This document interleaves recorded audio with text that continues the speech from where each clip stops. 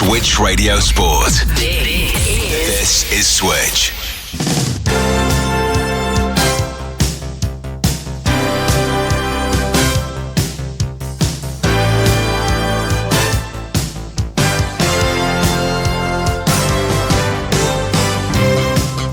Worcester City win that game and they will be in Division 1 Midlands next season. Chance in Paul Job's got chance in the penalty, gets shot in and goes to the back of the net, and Cheyenne Jarvis gets the second goal for Leafield Athletic this afternoon, found space in the 6-yard box. Back to the edge of the penalty area with the pass, crossing towards the back post, headed goalwards and in! That's a great shot from DeCastro! Oh, what a save for Gray!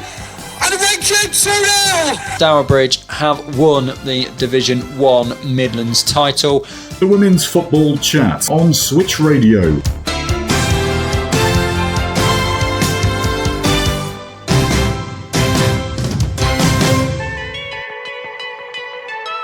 Good evening, welcome along to this week's episode of the Women's Football Chat here on Switch Radio. This is your home for everything third and fourth tiers of women's football here in England. That's the FA Women's National League. My name is Chris Gadsby. I'm here with you through until 6 o'clock this evening with all of the results and tables from a busy 7 days of women's football action. Plus we'll look ahead to those final group games of the FAWNL Cup. A lot still to play for the vast majority of teams, be it qualification for the Cup, qualification for the Plate, or trying to avoid either one. There is so much to go through. You're also going to hear from Esme Harris of Leafield Athletic on their start to the season, and from Juan Dopazo and Sam Griffiths as well. It is all still to come on the Women's Football Chat here on Switch Radio, with you through until 6 o'clock this evening.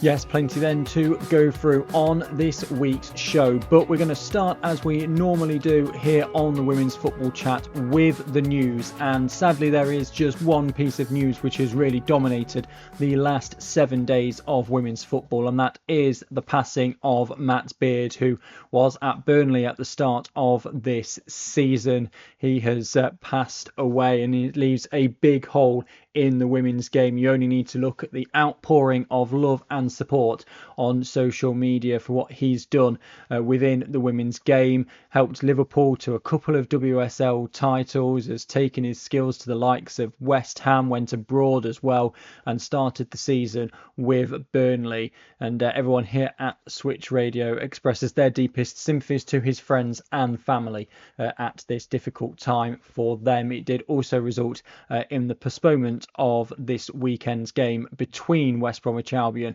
and Burnley, and minute silences were held across the country for not only Matt Beard but also on the anniversary of Maddie Kusanak's death as well. And that really is the news that has dominated the world of women's football over the last 7 days. Without further ado then, we'll go straight into the results from the past 7 days of FAWNL action. There is an awful lot to go through and a lot of permutations from various cup groups to go through, plus extra news when it comes to the cups, which I will cover in a little moment. But we'll get straight down to it with the results.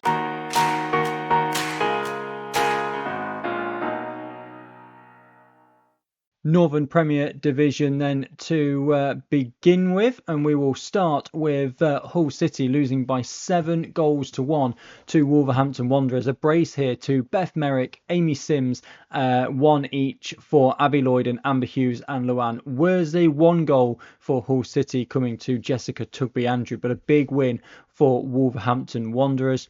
Liverpool Feds beating Loughborough Lightning by 4-1. Liverpool Feds really taking the advantage early. They were 4-0 up in this game. Seren Carrington in the 24th minute, Mia Parry 31st, Chloe Fisher in the 49th, Meg Boydell in the 55th put Liverpool firmly in control before Doris Greenwood got one back for Loughborough Lightning to make it 4-1. Stoke City 2, Middlesbrough 0. A brace in this one for Shannon Stamps, the only difference in this game. Both of those goals coming in the second half, 48th and 67th minute. West Bromwich Albion against Burnley, as we've already mentioned, was postponed. And Halifax 0, Rugby Borough 5. A big win for Rugby Borough. Yasmin Mosby in the 39th minute. Amelia Hazard in the 45th +1. Lily Greenslade in the 59th. May Moncaster in the 79th. And Malika Pina-Gill in the 90th minute. Lastly, in the Northern Premier Division, Sporting Khalsa 0, Derby County 1. Just the lone goal in this game, our feature game on Switch Radio from the past weekend. Derby getting back-to-back wins, their second of the season. The only goal coming to Georgia Stevens in the second half and giving Derby the 3 points. Back-to-back wins then for Derby County. Let's hear from their manager, Sam Griffiths, after that 1-0 win over Sporting Khalsa. Sam, congratulations. 1-0 victory today against Sporting Khalsa. We'll talk about the changes you made were certainly positive during the course of 90 minutes as well. But on the balance of play, can't take anything away from battling performance, but pleased with the 3 points, obviously, Sam. Yeah, like I say, ultimately, the position we're in at the minute, like the 3 points are the most important thing. We were obviously disappointed at half-time. Not sure either team had done enough to go in like 1-0 up at half-time, so no complaints with where we were at half-time. And then, yeah, I suppose in a game like that, as soon as you get a goal, it's then probably going to swing momentum a little bit. So yeah, I think we showed like a little bit of resilience towards the end. I think we had to show the other side of our game today. There weren't as much space as kind of what we've probably been used to playing on in recent games.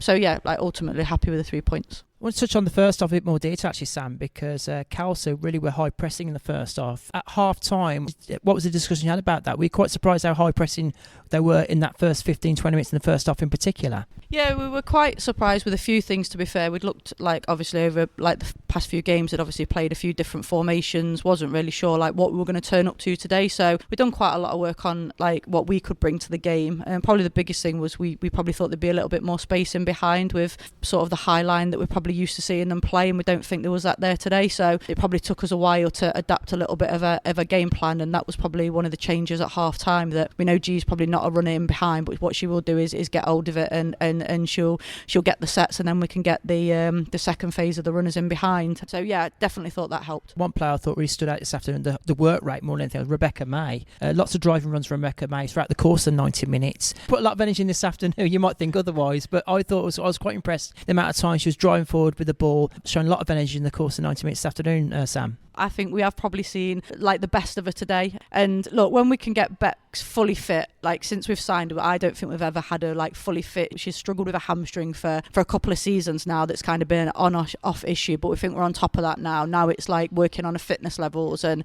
yeah, the kid's unbelievable, to be fair. What she gives us in possession really helps with the build. She's a threat going forward. She's played in the 9 for us. She's played in the 8. She's played in the 4. So we're still toying with like where do we get the best out of her, because she wants to be trying to score goals, but she also wants to be involved in the build. And I think today she probably went to that next level in terms of probably showing what she can do like out of possession. She's probably not known for out of possession stuff, but I thought she really grafted today. And yeah, and look, we had to make sure we kept the reins on her a little bit, being on a yellow, because she's not I won't say her timing of the tackle's the best, so we was obviously conscious of that, and there was a debate whether she stayed on, whether she came off. But yeah, like we trusted her, and yeah, she got us through the game. I think we've covered a few bits there, but I thought Mason was outstanding, specifically in the first half. I thought she was one of your major threats in terms of overlapping on that left-hand side, but throughout the game I think your subs were crucial from the outside. I thought Stevens and Skeldon made a difference in the game, really, from our perspective. So your thought process really was to get them on and hold up, and I thought he was probably 20 yards more up the pitch second half and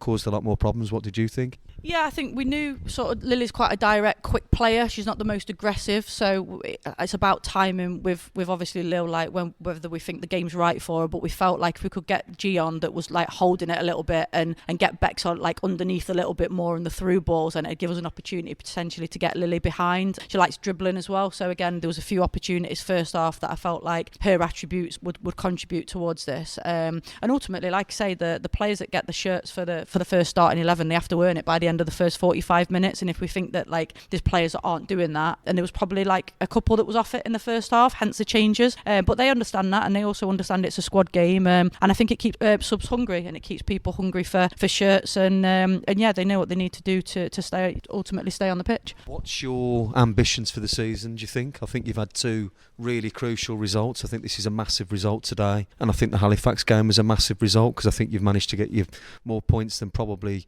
listening to your interviews that your performances were getting. You know, your performances were outstanding and you weren't quite getting the results. Now you've got that 6 points, bit of pressure off. What are you aiming to try and achieve this season? As you all know, this league just gets tougher and tougher. I think we worked out the other day, there's like 8 full-time managers in this league now, and we're in that 4 that aren't. So as much as like we have like resources, we've got the club name and everything else, like it's still a battle. It's still a battle to compete with managers that have as many hours as they do to profile players and things like that. So we want to survive. We need to be competitive, and we need to try and survive this season. That's the ultimate goal. I think that's really helped. I think these were 2 massive games, that probably coming into these games probably know how much we needed to get those 6 points. And now we've got to look at other teams in our league and go, like, I think we can be competitive with them, and that's a mindset we have to go into them games with. And like I said today, I don't think technically we were better than them. I don't think tactically we were better than them. I just think probably like our work rate, our 1v1 duels probably got us a 3 points today, and that's something that we've got to take into every game now. Second half, like I said, Stevens was outstanding.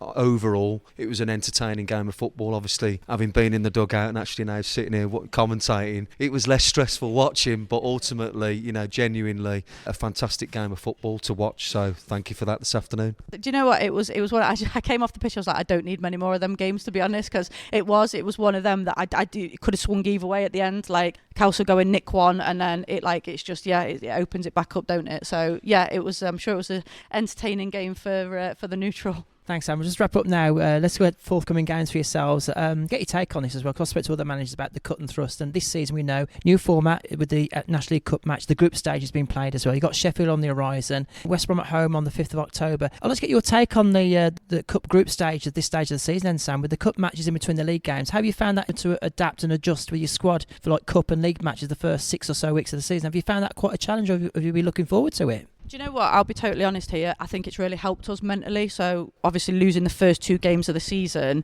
we needed to pick this group up, because, like I say, I don't think the performances, we were better than results had suggested. So going into those games where on paper we should win, it really gave like the players a boost. It gave us an opportunity to score some goals. It gave us an opportunity to feel what it feels like to keep a clean sheet. Like I say, going into next week against Sheffield, we're probably at a point with the squad now where like a couple of them are probably ready for a bit of a rest. Like a couple have got a few niggles and things like that. So I think like it's been really useful, like I say, for numerous reasons. What that has meant for the Northern Premier Division table, it's all changed pretty much.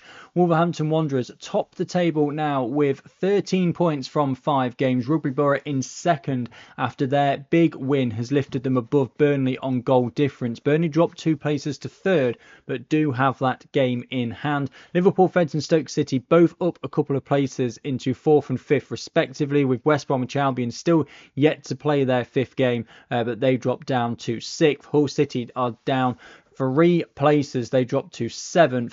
Derby County up 4 places to 8th after that win for Sam Griffiths' side. Middlesbrough, the only team to stay where they were come the end of Sunday, there in 9th. Loughborough Lightning down 2 places in 10th. Sporting Khalsa drop into the bottom 2 in 11th. And Halifax are now at the bottom of the table with 3 points from their opening 5 games. They are in 12th. We have heard from Sam Griffiths, the victorious Derby County manager from last weekend's game. Let's now get the reaction from the other side of the dugout. Here's Juan Dopazo, the Sporting Khalsa manager, with Kevin Moore.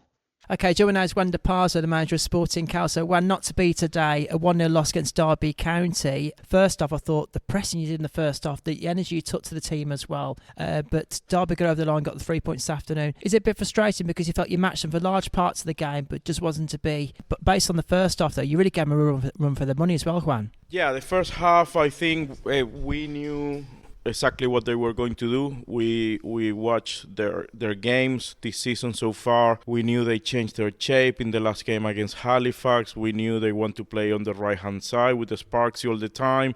We knew she had mistakes on her. So what we tried to do was win the ball as high as possible. Ideally, punish those moments. We didn't.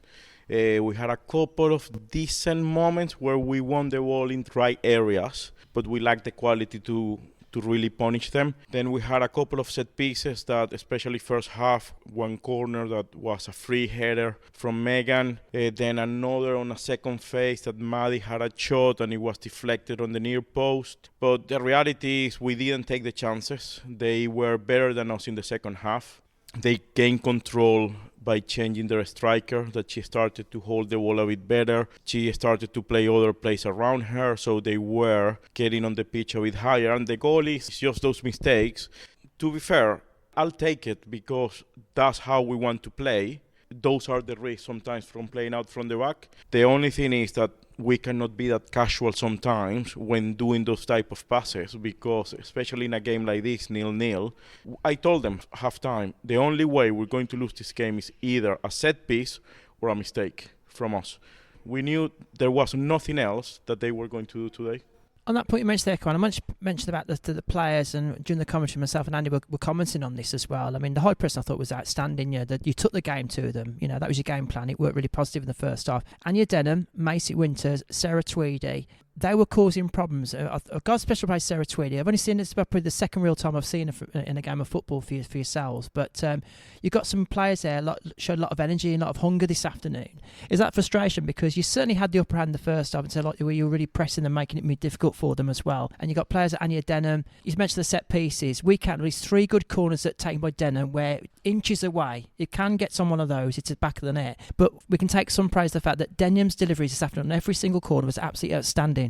Yeah, that's one of the points we made. When you have deliveries like that, it's not acceptable that we don't finish the play, because it's not that we don't know where the ball is going to go. They know exactly what type of movement we're doing on set pieces, on attacking set pieces. We know where she's going to deliver the balls, and all balls were exactly where we need them to go. We knew their goalkeeper is not comfortable inside the 6-yard box. She panics when the ball goes there just outside the 6-yard box. We knew all those things. So yeah, it's frustrating because we knew exactly how to hurt them. And if it's not for the lack of quality in those moments, it's another game, completely another scoreline today, and the 3 points for us. But that's the reality. If you don't punish and you don't take your chances, anything can happen, and fair play to them. They stay in the game, they stay tight, they have a chance, and they punish us. Fair play. Yeah, so difficult one really from the outside perspective. I thought, as we've said, Khalsa were the better team in the first half, in my opinion. I think you had multiple chances to go ahead, and I think you've said yourself, you get that goal. Ultimately, then you're in a situation where you're winning the game. Second half, I felt Derby just pressed and pushed and caused issue, and I think you've alluded to that Stevens was the big difference in the game. Do you know what I mean? But I think on the whole, you're blending in new players, aren't you? You've got some new players, blending in with players that were with the club last season. And from the outside, I thought they were outstanding. And I know it's disappointing, that you don't get the result. But question-wise, who do you think your outstanding players were from the players that have come in? Would you agree with Kev? Would you say Sarah Tweedy? I think Sarah, I know you have watched her now twice. I think she didn't have had her best game today. I know she can do much more. Unfortunately, the other time that you saw her was against Sutton, if I'm not wrong.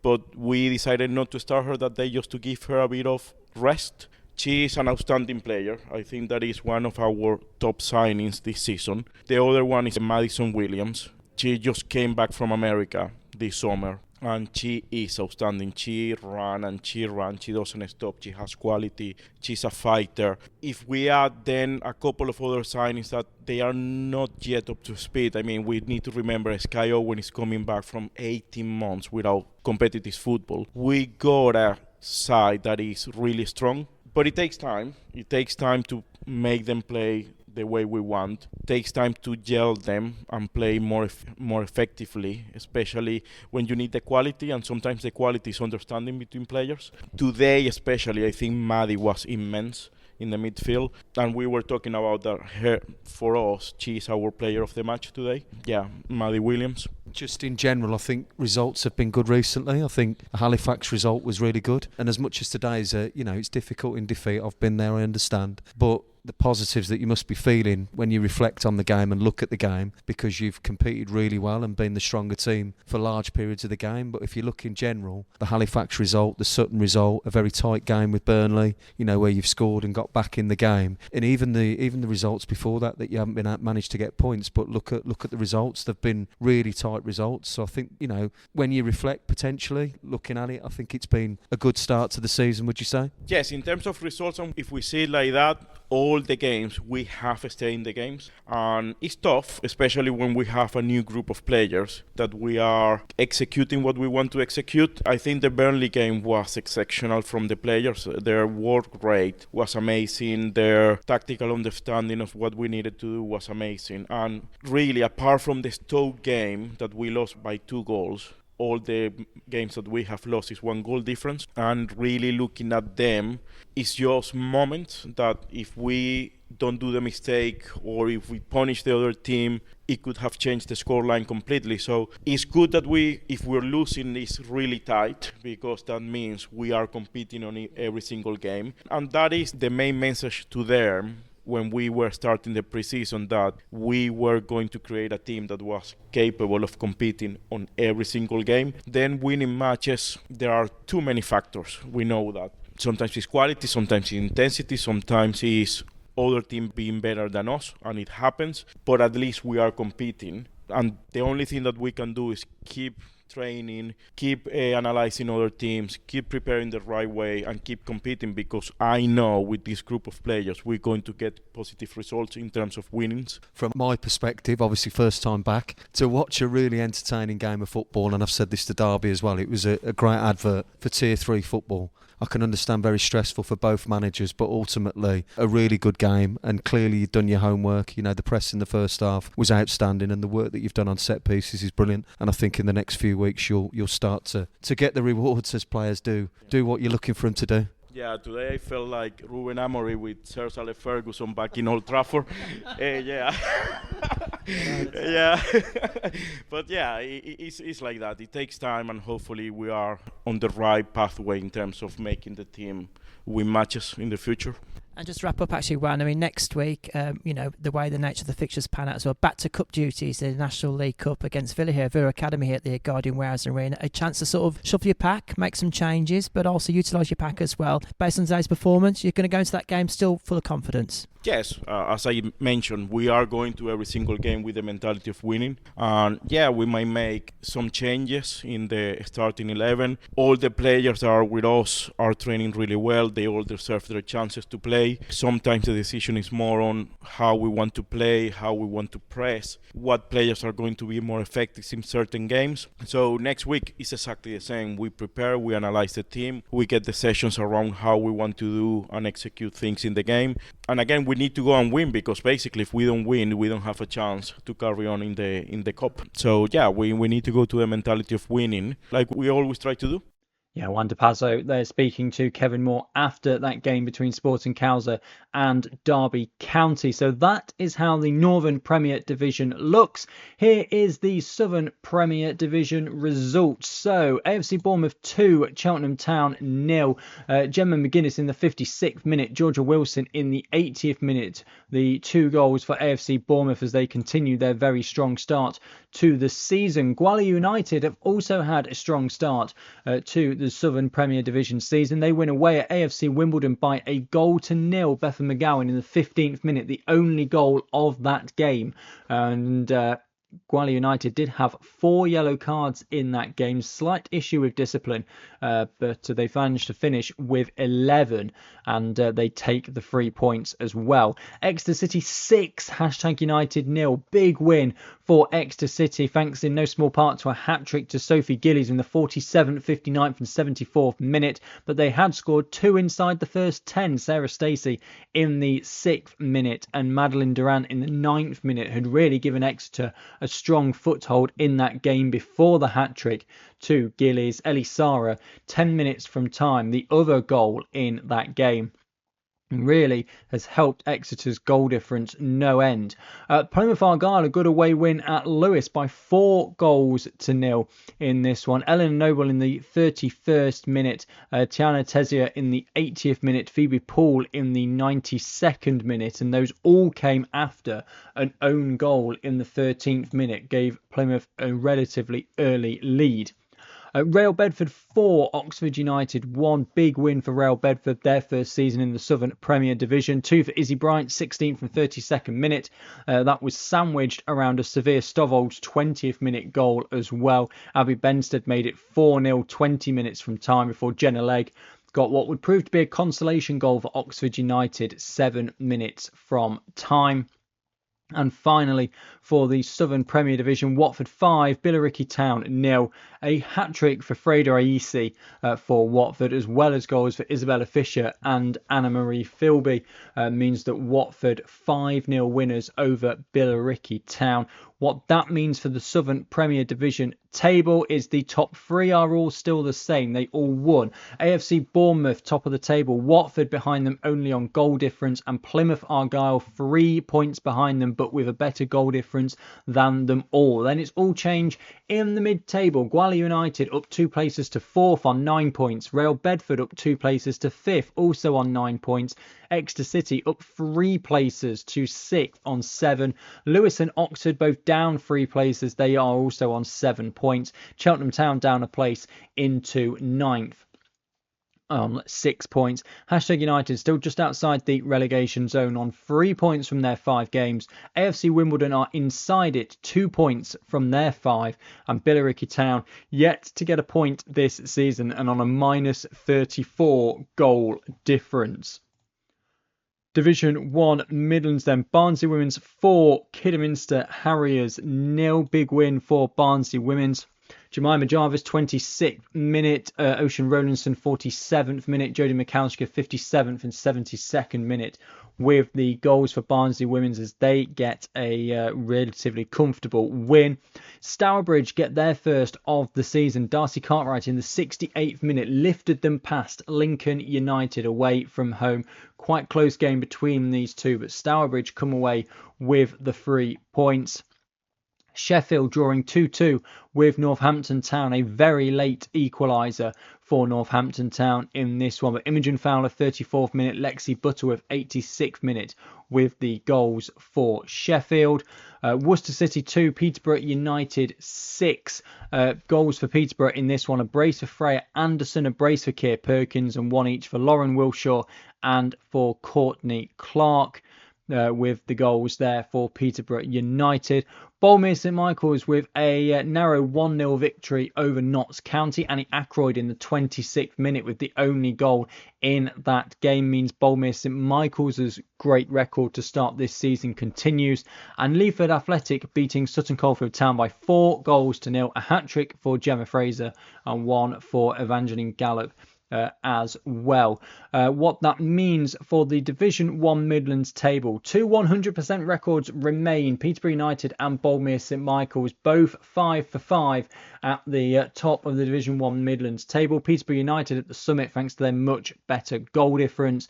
Leafield Athletic are upper place to 3rd. That is despite Barnsley Women's also winning, but Leafield Athletic winning by a bigger margin means they now have a goal difference that is 1 better. So Leafield Athletic in 3rd on 12. Barnsley Women's in 4th, also on 12. Then there's a 5-point gap back to Sheffield, who are now 5th with 7 points. Notts County 6th on 6 points. They're down a place. And then Kidderminster Harriers, Northampton Town, Worcester City and Sutton Coldfield Town are all still where they were going into the weekend. And then Stourbridge and Lincoln United still occupy the bottom 2. But Stourbridge have jumped a place with that victory over Lincoln United. They are now only in the relegation zone on goal difference as we near, well, basically a quarter of the way through the season already. That's the situation though in Division 1 Midlands. Let's get the thoughts then of Esme Harris of Leafield Athletic, with the side currently 3rd in the table going into these final round of cup fixtures, about how the season has been so far. Esme, thank you for talking to us on Switch today. You've been at your team now for a few months. What's your thoughts on your performance and the team's performance so far? Yeah, I think think we've had a good start. Obviously, it was quite difficult start of the season, the first week being a 3-game week. But coming out of that, obviously with what happened in the cup competition with 9 points was a really, really strong start for us. And we're just working it as each game goes, seeing how we do each week in, week out. I think on a personal note, it's a very competitive squad. So it's really tough to kind of get those minutes, get that game time. But I'm really happy with how it's going so far, getting some good minutes and playing football that I'm enjoying with my friends, which is, really important for me as well. Having a really nice time at the moment, so that's good. And a win on Sunday versus Sutton Coldfields to add 3 more points to the tally. What did you think of that result and Gemma Fraser's hat-trick as well? Yeah, I think it was a really convincing result, which is nice. Obviously, we have had a couple of wins already, which is brilliant, but to have one that's as convincing as it was on Sunday, I think is a really strong point. And yeah, Gemma's brilliant, really confident striker. She gets in front of goal and you've always got that confidence in her that she's got the ability that she's going to score. And it's always nice to see someone get a hat-trick as well. And again, it was a really enjoyable game. I think we played with a lot of creativity and a lot of freedom, and hopefully we'll have many more similar results to come. Well, regarding the league position, you're still in that top spot quite firmly as well. Just like last season, is being a stable top half team the goal for Leafield? Or do you have aspirations for a little more, whether it be this season or even in future seasons? Yeah, absolutely. We want to do the best that we can in the league and hopefully really push towards that promotion this year, especially with that playoff game as definitely as an option. It's been a strange one because obviously you hear of things from other teams, and we have some teams that are saying that we're going to win the league, and we have some teams who have turned up to games I think underestimated us, comparing us to last season and talking about how we've changed and things like that. So it's always important to try and live up to the expectations that some people have got, but also try to prove wrong some of the other people's expectations that we won't be as high up there this year. So no, absolutely trying to push towards as high a finish as we can, hopefully within the top 2 and see how we get on there, but definitely have high aspirations this year. I think the changing room's up for it, the staff are obviously behind us, so definitely push in to do the best that we can across all competitions. And on a personal note, Ez, you've played versus Worcester and Stourbridge this season already. Both teams I'm sure you have strong emotions for, being your previous teams. How were those 2 games? Yeah, really fun, really enjoyed them. I have a lot of respect for Meg and had many years at Stourbridge, so that was nice just to see Meg catch up and play what was a competitive game. Obviously we were glad to come away with the win, but no, I really enjoyed the Stourbridge game. And then Worcester, I have a lot of friends there as well, so it's nice to see them and just kind of catch up. There's no bad blood between myself and kind of any of the other clubs in this league, which is really nice, and it's a really nice position to be in. That actually sometimes when you rock up to a game day, you've got people who you would call your friends on the opposite side. So it's been nice. Obviously there was some emotions. I think it's going to be a fun one when we go to the War Memorial. It's going to be very strange to be sat in the away changing room, but at the same time I know I won't be the only person feeling that way, so we'll just try and focus on the game ahead, try to focus on getting the result as well. But no, it's been fun. It's just a funny one, isn't it, seeing people who you're friends with and then you get on the pitch and you're focusing on the game. Some emotions, but mainly focusing on the result at hand. And regarding the National League Cup, a win versus Stourbridge, Leicester Academy was a draw on the day, but you were awarded the 3 points after Leicester being penalised. The format is new this season. What are your thoughts on the League Cup this year? Yeah, it's interesting. It's obviously very different, and I suppose you could argue kind of pros and cons. It's good that there's so many games that you can rotate and give a lot of players minutes, where maybe wasn't the case as much with how the layout was kind of last year.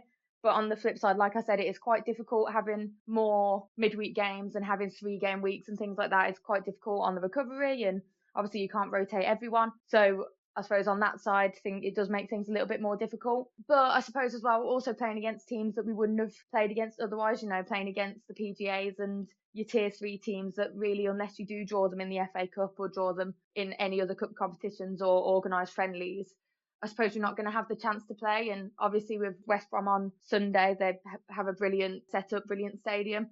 So I suppose on that side, we wouldn't have had the opportunity, unless drawn against them in another cup, to play there. So I suppose, yeah, it's interesting. And like I said, you can argue for and against it, but I think probably the pros probably outweigh the cons, really. You've led me nicely there, Ez, for Sunday's game against West Bromwich Albion in the League Cup at the Alexander Stadium as well. That'll be an amazing occasion, won't it? Yeah, absolutely. Like I said, it looks like a great place to go and play. We have some players who have been at West Brom. Obviously, Tash herself was at West Brom, so cross wires there as well. Yeah, looking forward to the occasion. I think it's going to be a really interesting one. We want to back ourselves on any day against any team. So it'll be really interesting to kind of see how the game plays out. Like I said as well, playing against tier 3 teams, which you don't really do unless drawn against them. It's a really good opportunity for us to try and prove ourselves and also see how we can do up against tier 3 standard, especially if we do want to push to try and go up this year. So I think, I'm excited for it. It's going to be a really interesting game. And on to the FA Cup draw, it has been made. Leafield are entering in the third qualifying round this season, which takes place on the 5th of October. You're away to Spalding United women. Has this been spoken about much in the dressing room just yet? And also, what are your thoughts on the FA Cup this season? Yeah, it's going to be a fun one. I can't say my mum's going to say the same as it's on her birthday. But yeah, we're looking forward to it. We've not spoken about it too much, just trying to take each game as they come week by week. But obviously it will be in the back of our minds. It's a competition that, clubs can do really well out of. And it is one that we'll definitely want to have the result for. But no, just kind of focusing on each game as it comes. But I'm sure when that game does roll around, our preparations will be as good as they are for any other game. I think the FA Cup this year is going to be really good. So I think teams are really starting to kind of see the value in it, especially as prize money and things like that is ever increasing and the excitement around women's football is ever increasing.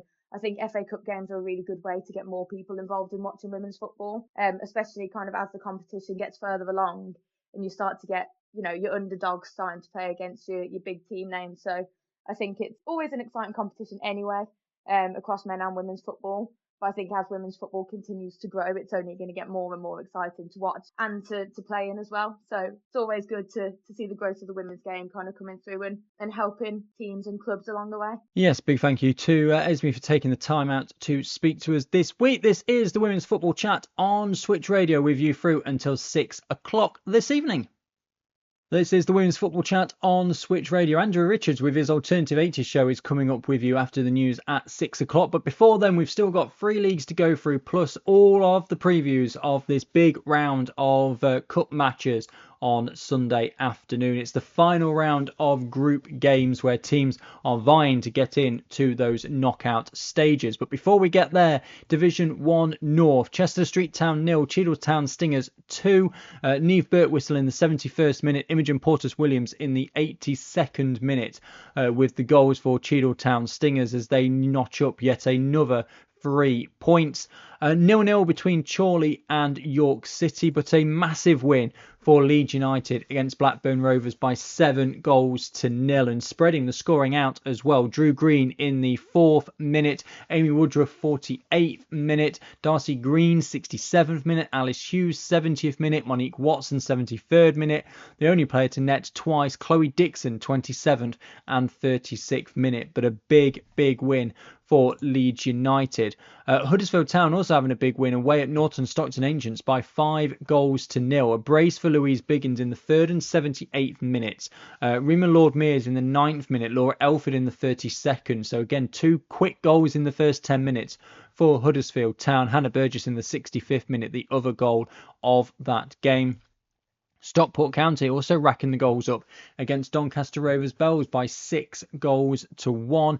Emily Bradshaw, Kennedy Owen, Abigail Podmore, 2 for Levi Rathburn and 1 for Natalie Watson for Stockport County. Jodie Gregory, 6 minutes from time, very much with a consolation goal for Doncaster Rovers Bells.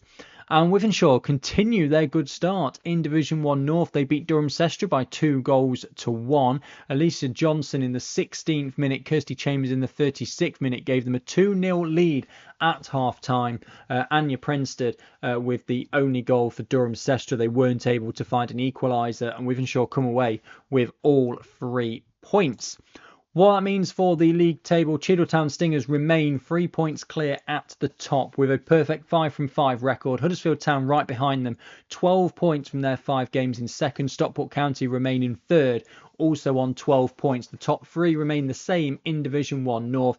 Wythenshawe, though, up a place into 4th with 10 points from their 5 games. Leeds United up 3 places with their win as well. They are on 8 points and are now in 5th. Chorley also on 8 points, but they drop a couple of places with that draw against York City. Doncaster Rovers Bells and Norton Stockton Ancients are also down a couple of places with 6 points each. York City, they may only have got 1 point, but that's enough to jump them up 2 places to 9th with 4 points. Then Chester Street Town drop a place down to 10th with 3. and Durham Sestra are in the relegation zone in 11th on -7 goal difference, so they're in by a couple of goals, also on 3 points. Blackburn Rovers are bottom of the table as well, still yet to get a point this season. Division 1 South East, AFC Sudbury 1, Actonians 2. A good win for Actonians here away at AFC Sudbury. A couple of late goals for them as well, though. Lenny Besant with the only goal for AFC Sudbury. But Jasmine Williamson in the 81st minute and Adriana Dunbar-Bonney for Actonians in the 88th minute gave them the 2-1 win. Cheshire United falling at home to Cambridge United by 3-1. Cambridge have taken an early lead in this one thanks to Brooklyn Chill Ferris in the 4th minute. Kimberly Farrow then in the 47th minute after the restart put them back ahead because Jenny Nagel right before half-time equalised for Cheshire United. And then Jade Bell, because of course it was Jade Bell, it's always Jade Bell, in the 86th minute got the insurance marker for Cambridge United. London Bees 1, Norwich City 2. London Bees taking the lead in this one. Bryony Fowle in the 9th minute. Norwich City 2 for Freya Simmons means that they get all 3 points. Luton Town beating MK Dons by 2-0. These two have been drawn against each other in the FA Cup as well as the qualifying round for that. Third qualifying round where Tier 4 comes into the competition was drawn this week. We'll be covering that in a couple of weeks' time. Natasha Fensom for Luton Town with a goal for them, as well as, well, only 1 goal has been put down, but Luton Town winning by 2-0. Dulwich Hamlet beating Queen's Park Rangers by 2-1. A lot of away 2-1 wins. In fact, every single away side winning this time around in Division 1 South East. Ria Gall in the 45th minute. Neve Mays in the 83rd minute.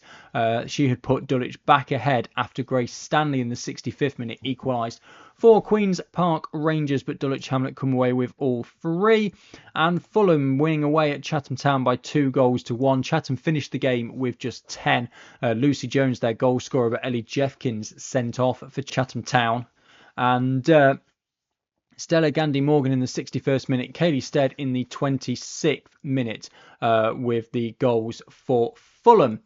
What that means for the South East table is that Fulham remain top 5 out of 5. Norwich City, though, in second with 12 points from their 5 games. They're up into second. Cambridge United up 2 places into third with 12 points from their 5 as well. London Bees down 2. Queen's Park Rangers down 1 in 10th and 9th. And then everyone else remains the same. So Chatham Town in 6th on 7 points. Then Actonians, Dulwich Hamlet, Luton Town all on 6 points down to 9th. Milton Keynes Dons in 10th on 3 points. Cheshire United in 11th. AFC Sudbury in 12th on a point each. Finally, for results then, Division 1 South West. Bournemouth Sports 2, Marine Academy Plymouth 1. Emily Phillips in the 16th minute, Emma Wall in the 46th minute with the goals for Bournemouth Sports as they turned around a deficit because Samantha Drury put Marine Academy Plymouth in front in the 12th minute. Bridgewater United 3, Portishead Town 0. Keely Banfield, Ellie Mae Bell and Amy Kingdon with the goals for Bridgewater United.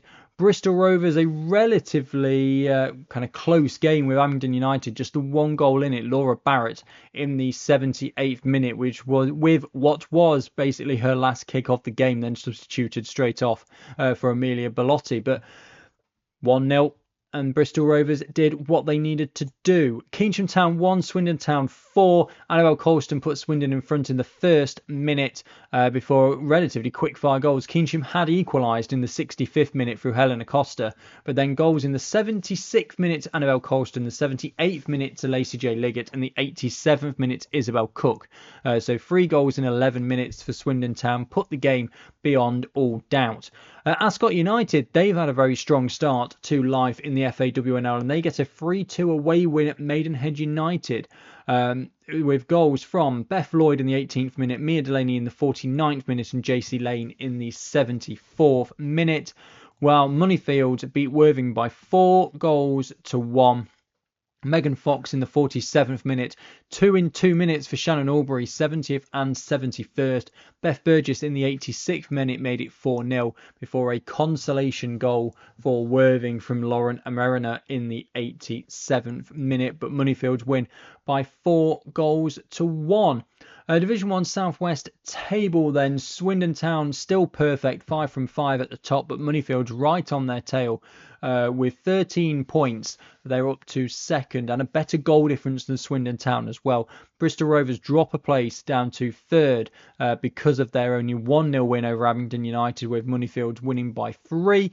They're also on 13 points though. Then there's a 5-point gap to Bridgewater United in 4th, so already starting to see the top 3 pulling away. Ascot United up 3 places to 5th. Bournemouth Sports up 3 places to 6th after their wins. Maidenhead United, Keynsham Town, Marine Academy, Plymouth all drop 2 places respectively. That takes you down to 9th. Then Abingdon United in 10th on 4 points. Worthing in 11th on 3 points. And Portishead Town in 12th, yet to get off the mark. Right. Let's then have a look at the Cup fixtures coming up this weekend. It's nearly a full programme of 44 games. There's actually only 43.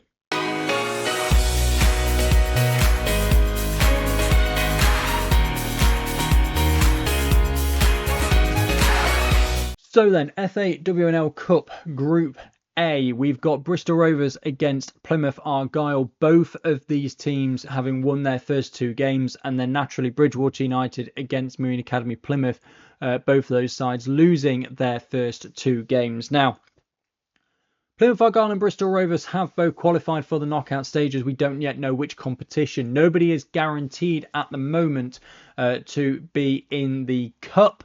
But many teams are guaranteed to be in either the Cup or the Plate. There's a lot of teams at the moment. 0 points is that cut-off line between the two. There are plenty of plenty of groups where 2 teams have got 0 at the moment and they are playing each other. But at the moment, the cut-off line is no points with a -4 goal difference. So that's the line you're kind of looking out for at the moment with regards to qualification for the Plate. So Bristol Rovers against Plymouth Argyle, Bridgewater United against Marine Academy Plymouth. Into Group B, where it's Exeter City against Abingdon United and Southampton PGA against Portishead Town. Now, Exeter City are very, very likely to be in the Cup competition. They do have a 3-point margin over Southampton and a goal difference swing of 7. But of course, it is possible that that gets overturned and they end up dropping into second place, although 6 points is likely to be enough to qualify for the Cup. It might be the odd team with 6 points that doesn't. Portishead Town and Southampton. Portishead Town at the moment on 1 point, but not going through because they're bottom of the group. If they can get something against Southampton and Abingdon failed to pick anything up against Exeter, then that might be enough. 2 points may well prove to be enough to get in because you've only got to beat 2 more third place sides to get into the Plate. Now, you have to score at least a point to get through, but if you get 1 point with quite a bad goal difference, that might not be enough. But 1 point with a goal difference of only -2, maybe -3, could well be enough to see you through into the Plate knockout stages.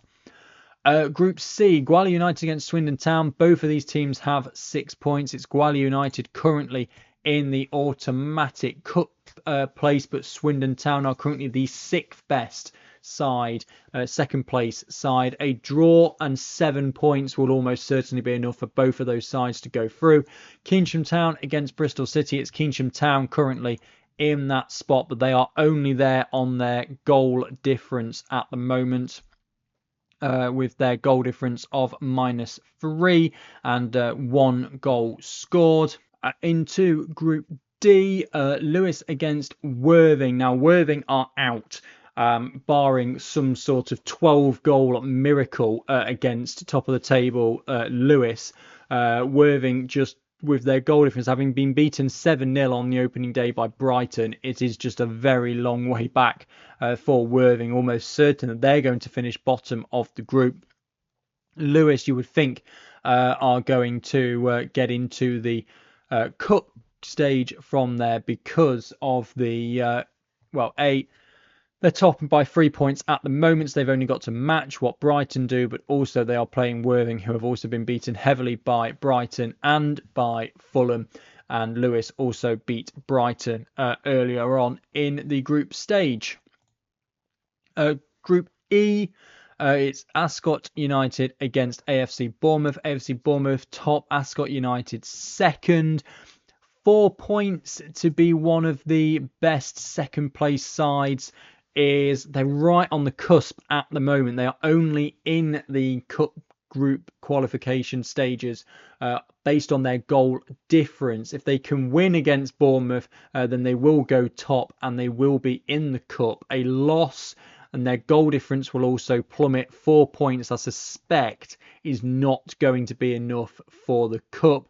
Moneyfields, again, they will have 4 points, but not a great goal difference if they beat Bournemouth Sports. Suspect that might not be enough for the cup. If it does, it's going to be right on the cusp of it. Group F, Cheltenham Town are almost certainly going to be in the cup. They are currently top of Group F by 6 goals and 3 points. Worcester City will have to beat Birmingham heavily and hope that Kidderminster Harriers beat Cheltenham Town to knock them down a bit. But again, 6 points, you might find that's enough for the cup regardless. Kidderminster Harriers and Birmingham City both fighting to try and get into the plate. Kidderminster Harriers currently are in the plate spots with their points, their -2 goal difference, and the 2 goals that they've scored sees them roughly in about 15th spot in the plate standings. Group G, again, it's one of these where the 2 teams that have won both of their games so far, that's Chatham Town and AFC Sudbury, have got 6 points each. A draw, you would suspect 7 points is going to be enough. If you get 7 points, then as long as more than 2 of the teams, well, there's a lot of teams. There's 6 teams on 4 points. There are 6 teams on 6 points that are currently in a second place spot. So 7 points. You'd be lucky with 7 points not to make it into the cup. So that's Chatham Town and AFC Sudbury's position at the moment. Billericay Town hosting London City Lionesses. Billericay Town on -5 at the moment. London City Lionesses are the team that everyone's trying to catch at the moment. No points, a -4 goal difference, but they have scored 4 goals, which is essentially what's keeping them in the plate. They are the 20th best ranked third place side out of the 22 third place sides, so they are currently holding that final spot in the plate. Group H, Actonians against AFC Wimbledon. Actonians are top but by 3 points, and they have a worse goal difference than AFC Wimbledon. So Wimbledon know that if they can win that game, they'll be in the cup. Again, for Actonians, 6 points. They may find that that's enough. The problem with 6 points is if they lose, they'll have 6 points, but only a goal difference of at max 1. And there are a lot of teams on 3 points with better goal differences, and they may find that they get knocked down into the plate if they lose. Maidenhead United against Chelsea, a big swing for Maidenhead, and you're talking 3 or 4 goals to overturn that goal difference. Again, 3 points, a goal difference of -3, -2 should be enough. 3 points should get you into the plate. Unless something remarkable happens across the country on Sunday afternoon. Group I, Dulwich Hamlet against #United. Those top 2 again, similar to the previous group. #, if they win, will go straight into the cup. Dulwich Hamlet, if they lose, they will be on 6 points, but they won't have a great goal difference. It might be enough, it might not. London Bees against Crystal Palace. A win for London Bees will see them into the plate comfortably. If you get 4 points, you will qualify. Crystal Palace, 3 points. They've got a not great goal difference, but 3 points might be enough, so plenty for them to fight for as well. Group J is interesting, and that's where the other piece of news comes from this week. Queen's Park Rangers are taking on Watford. They have 6 points each, but because of their vastly superior goal differences, a draw will get them into the cup. And because there is no seeding in the knockout stage, there is no advantage to finishing first over second. Yes, QPR will want to win the game, but there is no actual advantage to them winning the game. If they play down to 0-0 draw, they both get into the cup. 7 points, and with a goal difference of 11 after those big wins that they've both had, will be enough to get into the cup if they finish second in the group. The interesting bit comes from Cheshire United against Charlton Athletic Women. Charlton Athletic Women have had to pull out of the cup. They have been suspended from playing for 7 days, which means they can't take part in this. Because of that, Cheshire United have been given the 3 points, which means they are currently in a plate position. 3 points, but that minus 15 goal difference, it should be enough. The 3 points should get them through. But of course, if everybody ends up with 3 points because there's a load of wins going on behind them, the minus 15 goal difference will see them knocked out. So that's going to be a really interesting one to keep an eye on. Does mean we've already lost a PGA side because Charlton Athletic are out. They finished bottom of the group. They are knocked out of the competition. So that's one game that is not taking place this weekend, and Cheshire United will be looking at all these teams below them, the likes of Stockport, London Bees, Harriers, Manchester United's PGA, Abingdon's PGA, Abingdon United, Moneyfields, Leicester City's PGA, all these sides below them, and are hoping that just a couple of teams in third finish with fewer than 3 points. Group K, Rugby Borough are leading that group. They then take on Arsenal. Northampton Town are second. They take on Loughborough Lightning. Again, Arsenal are one of the better ranked third place sides at the moment with 3 points and -1. Loughborough are obviously at the minute bottom, but if they are to get a win against Northampton and Arsenal lose, then they will overtake Arsenal and Arsenal will get knocked out. Group L, Real Bedford against Peterborough United. That's top versus bottom. Real Bedford, again, a point will put them into the cup because they will guarantee to be finished top of the group. Peterborough United, probably, again, a point might get them through. However, a point, and they're relying on goal difference, and that would only put them, as it stands at the moment, as the 18th best third place side, and only the top 20 go through. You're leaving a lot to chance there. Cambridge United and Norwich City, a win for either of these sides may put them through into the cup. Again, it depends on that goal difference. There's going to be a lot that can happen on Sunday afternoon, so we'll wait to see what happens with that, but we'll be covering all of it on the for Women's Football Chat socials. Group M, Oxford United against Luton Town. Oxford top, Luton Town second. Both have 6. Again, with those goal differences, a draw and 7 points you would think is probably going to put them through, because you're relying on teams such as Bournemouth St Michael's or Cheadle Stingers to win by 7-8 goals to overturn that goal difference. Tottenham Hotspur against MK Dons. They've both got fairly poor goal differences. Tottenham Hotspur currently occupy the 21st third place side, so they are currently out of the plate. They need to improve that goal difference. MK Dons, again, if they can win, 3 points might see them through. Group N, West Bromwich Albion against Leafield Athletic. 2 teams with 6 points each, so the same applies as I've been saying. Stourbridge have a very poor goal difference. If they can beat Leicester, 3 points might see them through. Leicester would probably end up in the plate with a win because of their better goal difference. Group O, Sporting Khalsa against Aston Villa. Aston Villa top, Bournemouth St Michael's second. They're kind of in their little fight to see who's going to top that group. Aston Villa, it looks likely, will do. Bournemouth St Michael's needs 7 points to really kind of go for the cup. They haven't got a great goal difference either. They're currently the best ranked, though. Second place side that's going to end up in the plate. So they've got a lot to play for. Goal difference might be enough to get them through into the cup.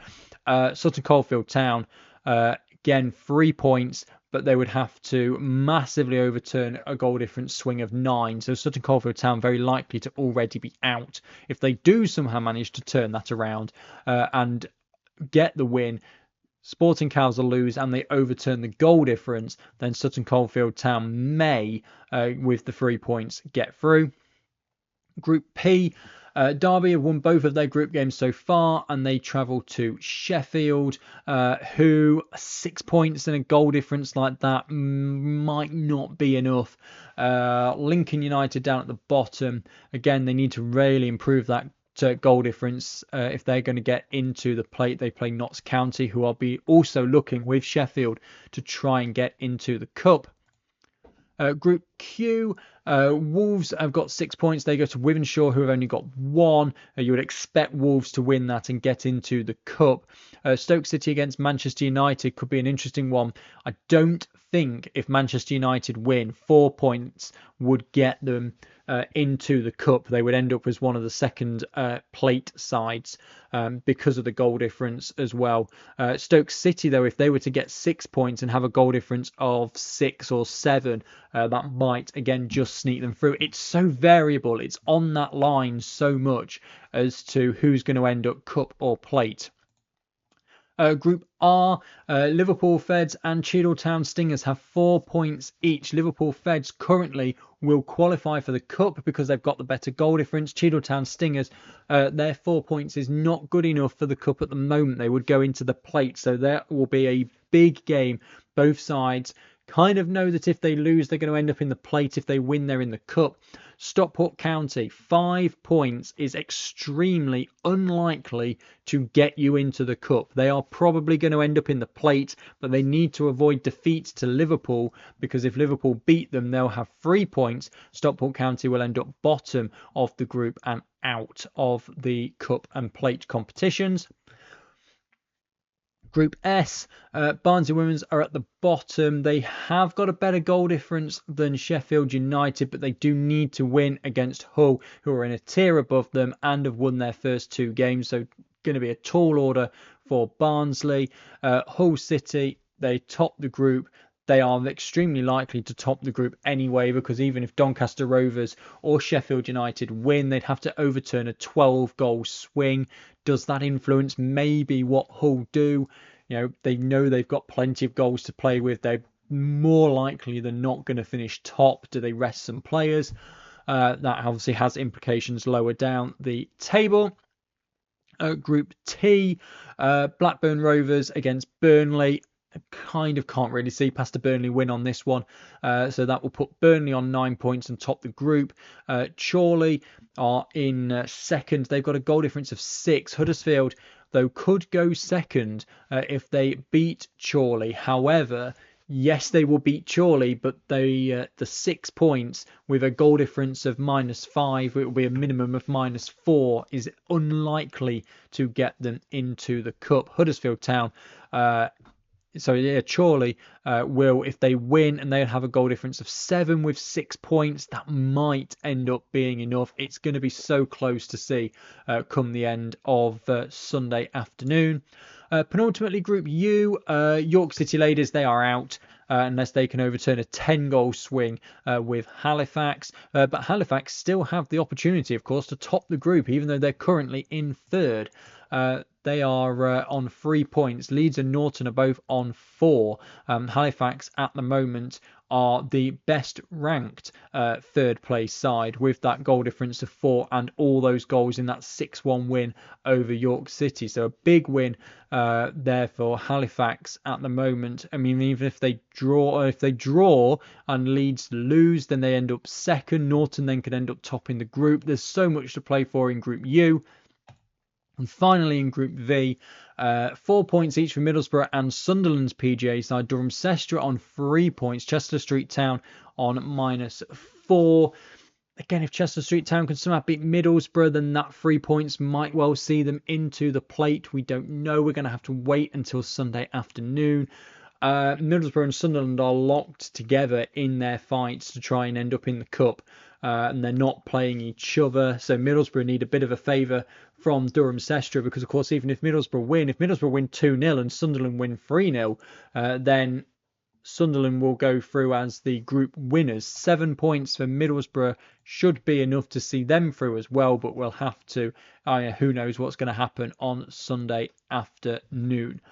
And that will do it for all of the fixtures coming up this Sunday. So many permutations, so much to look at, and we'll keep across everything on the Women's Football Chat socials at WFootball Chat on Twitter. So if you can't make a game on Sunday afternoon, then all the results and what that means for the groupings and the tables will be posted there over the course of Sunday afternoon. And that will do it for this week's episode of the Women's Football Chat. And that marks the end of episode number 200 of the Women's Football Chat. August the 10th, 2021 was episode number 1, and here we are 200 episodes later. If you've been with me since episode 1, thank you very much for being here for the last 4 years. If you joined episode 199 or even on episode 200, then you are just as welcome. I hope you're here with me for the next 100 and 200